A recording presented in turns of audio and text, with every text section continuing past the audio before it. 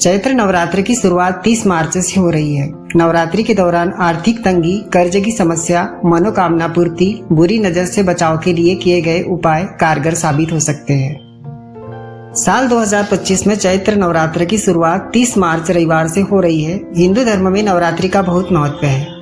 इस दौरान माँ दुर्गा के 9 रूपों की उपासना की जाती है। चैत्र माह में पड़ने वाले चैत्र नवरात्र बहुत सौभाग्यशाली माने जाते हैं। हिंदू नववर्ष का प्रथम माह चैत्र माह होता है। इस माह में नवरात्रि के दौरान किए जाने वाले उपाय बहुत कारगर सिद्ध होते हैं।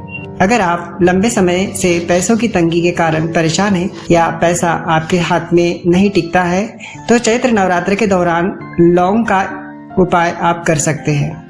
चैत्र में माँ दुर्गा को 9 दिन तक रोज 2 लौंग का जोड़ा अर्पित करें। साथ ही माँ दुर्गा के मंत्रों का जाप करें। ऐसा करने से आपकी आर्थिक समस्याएं दूर हो सकती हैं। इसी प्रकार अगर आपने किसी से कर्ज ले रखा है और आप उसे चुका पाने में असमर्थ हैं, तो आप चैत्र नवरात्रि के दौरान हर दिन 1 लौंग को जलाकर उसकी राख को माँ दुर्गा को अर्पित करें। चैत्र नवरात्रि के दौरान घर में पॉजिटिव एनर्जी के लिए घर के मेन गेट पर रोजाना 9 दिन तक 2 लौंग जलाएं। ऐसा करने से घर से नकारात्मकता दूर होती है।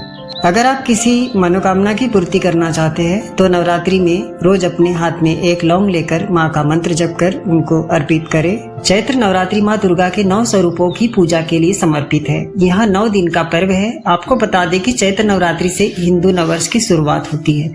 इस दौरान सच्चे मन से माँ दुर्गा के रूपों की पूजा करने से सारी मनोकामनाएं पूर्ण होती है और घर में सुख शांति बनी रहती है। हालांकि नवरात्रि के समय आपको नियमों का पालन करना जरूरी है, नहीं तो फिर व्रत का पूर्ण फल नहीं मिलता।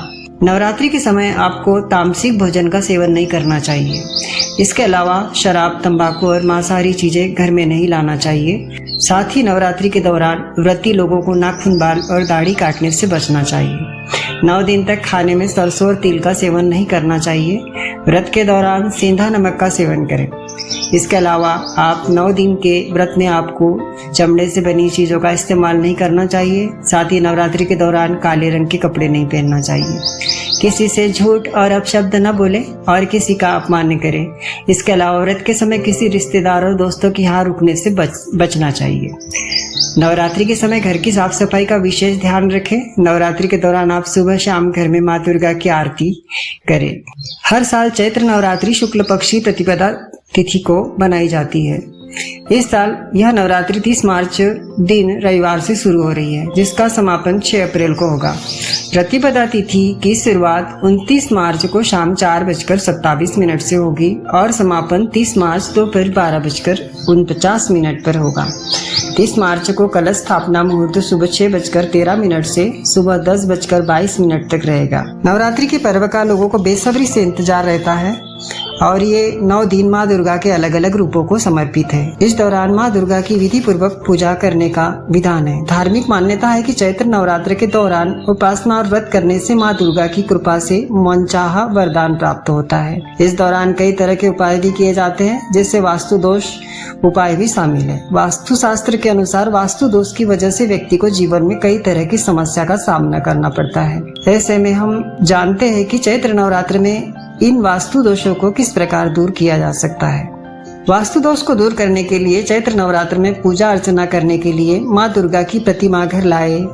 एक बात का खास ध्यान रखें कि प्रतिमा खंडित नहीं होनी चाहिए। वास्तु शास्त्र के अनुसार माँ दुर्गा की प्रतिमा ईशान कोण में रखें। इस दिशा में माँ दुर्गा की प्रतिमा विराजमान करने के लिए शुभ माना जाता है। माना जाता है कि इस उपाय को करने से वास्तु दोष से छुटकारा मिलता है और नकारात्मकता ऊर्जा खत्म होती है। साथ ही साधक पर माँ दुर्गा की कृपा बरसती है। चैत्र नवरात्र में अखंड ज्योति जलाने का विधान है। इस ज्योति का दक्षिण पूर्व दिशा में रखना शुभ माना जाता है। वास्तु शास्त्र के अनुसार इस टोटके को करने से सभी तरह के दोष दूर होते हैं। यूँ तो रोजाना ही देवी की घरों में पूजा की जाती है, लेकिन विशेष कृपा पाने के लिए नवरात्रि सबसे खास है। बता दें कि नवरात्रि में देवी का आगमन पृथ्वी लोक पर होता है। उनके आने से साधक के सभी दुख दर्द दूर और समस्याएं समाप्त होती है। यही कारण है कि नवरात्रि में माता के आने की खुशी में घर, मंदिर व पूजा पंडालों में भजन कीर्तन, जागरण के साथ साथ झांकियों का भव्य आयोजन किया जाता है। वैसे तो हिंदू धर्म में 4 बार नवरात्रि मनाई जाती है, परंतु चैत्र माह में आने वाली नवरात्रि अधिक महत्वपूर्ण है। बता दे, चैत्र नवरात्र के पहले दिन से हिंदू नववर्ष की शुरुआत भी होती है। इसका इंतजार सभी को साल भर से होता है। इस बार 30 मार्च से चैत्र नवरात्र है। ऐसे में हिंदू नववर्ष की शुरुआत भी इसी दिन से होगी। इस तिथि पर रेवती नक्षत्र इंद्र योग का संयोग बन रहा है। इस योग में जौ से जुड़े कुछ उपाय करने से साधक की सभी मनोकामनाएं पूरी होती है। दरअसल जौ शुद्धता और शक्ति का प्रतीक है। इसका उपयोग हमेशा धार्मिक अनुष्ठानों में किया जाता है।